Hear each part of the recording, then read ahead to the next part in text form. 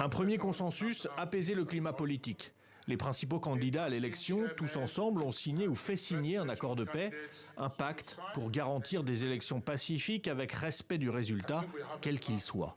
Le président sortant Buhari ne brigue pas de troisième mandat. Les candidats s'accordent à la demande d'un comité national pour la paix. Bref, les dirigeants nigérians veulent absolument montrer des signes d'apaisement général. La Commission s'engage à organiser des élections libres, équitables et crédibles, conformément au cadre juridique électoral et à la lettre et l'esprit de l'accord de paix. Les Nigérians souffrent depuis des mois d'une grave crise économique, entre inflation, hausse des carburants et la pénurie de liquidités. Les files d'attente s'allongent pour trouver des billets de banque et personne n'aime attendre pour rien. Les échauffourées, comme ici, résument la colère explosive à quelques jours d'un scrutin aussi important.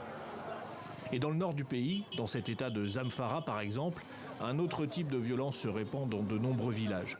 Cet homme a dû s'enfuir après une énième attaque de bandits venus voler le bétail et l'argent à coups de mitraillette.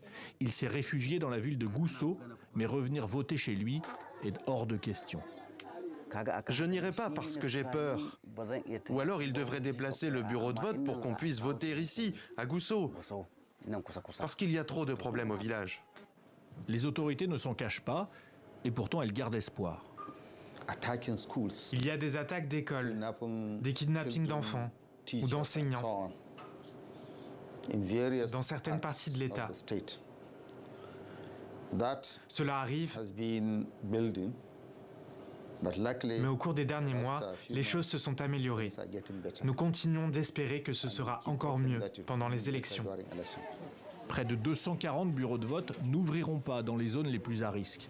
Et cela suscite déjà des doutes quant à la légitimité du vote sur une partie du territoire.